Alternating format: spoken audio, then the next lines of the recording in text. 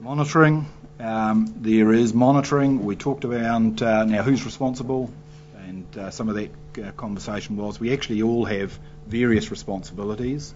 Under Project Watershed we have undertaken to coordinate, but there are various responsibilities sitting on the power companies and others as well. So we all have some responsibilities in there. We've sought to bring this together into a more coordinated plan of work. The King Country consents, one of the factors in some of those local areas is we do have quite a difference in terms of the sediment and the way that comes down through the system and the way it feeds, and that is a significant factor in those local areas, in fact, of both Hātepe and Kuratau. I will want to touch on, I guess, a key piece of the area of concern has been in terms of the Mairua power consents. There is a window of opportunity to undertake a review between April and October next year, and if you like, that's 7 years on. It's then a 5-year cycle for that it comes up if there is a particular part. It is the responsibility of the resource management group, and neither Adam and I are a part of that, and I guess those who were familiar with the process weren't available for today to discuss. But it is their responsibility to manage those consents and ultimately to consider the review components.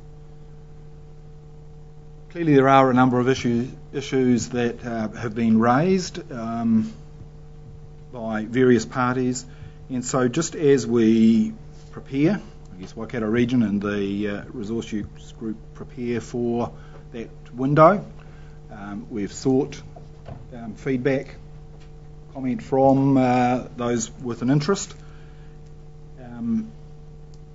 to enable us to more clearly understand what the issues are and to help inform any consideration of a review.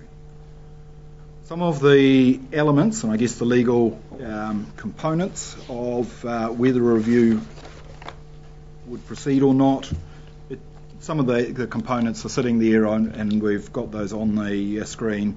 It's not an opportunity for litigation of the decision, so it's not a start again in any form. It can't negate the intent of the consent, and there needs to be clear evidence beyond what was anticipated.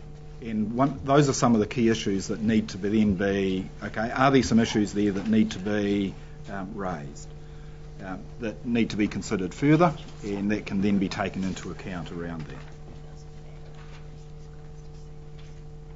Within this process of seeking comments, there have been comments from 6 parties, and so those have 6 comments have come in, and one from yourself, one from Fault, an individual landowner at Hātepe, a couple of power companies, and Waipaha District. So we have had comment from, I think that's the set of them.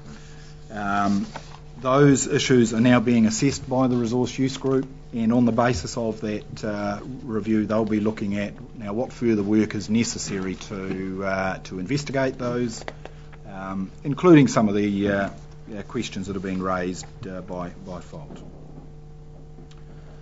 So they will bring that together into a recommendation and decision report, and certainly that decision on whether a review should proceed would occur prior to the closure of the review window in October next year. Just moving on to the erosion control works, and ultimately this is where it matters, particularly for those on the ground and making progress around dealing with erosion. This is one of the critical places, and I guess the faster we get on with this, the better communities will be protected. So joint project with the Taupo District. So primary responsibility sitting with the district in terms of progressing these, but absolutely we've got a key interest in ensuring that that's working well, and so we're working closely with it. And that project team is starting to work well, and we're starting to see some really good progress. Consultant working with TDC, so we've got Tonkin and Taylor engaged. They're very familiar with the range of issues around the lake, and have had involvement in a number of the studies and work to date, and are very, I guess, have a lot of expertise in relationship to coastal and foreshore processes and in appropriate ways. I guess it's very easy to get it wrong and actually to aggravate issues if you're not careful around coastal processes. If you don't understand it and you're just throwing, for instance, throwing rocks at a beach, then there are likely to be a whole raft of other consequences around that. So it's important that if we're to get robust, sustainable solutions, that it is set up well. And ultimately I'm interested in, and Council are very much interested in, seeing that we've got some solutions that really will see the test of time, and they're not just another idea that perhaps will fail at some point. There's a little bit of a time frame that's sitting there, and I might just pass to Adam and possibly with a comment from your staff, just as to exactly where we're at with the Hatipi and Kuratau work proposals. Thanks, Scott. So just to summarise where we're at with the resource consent applications, there are currently 3 that have been processed by Waikato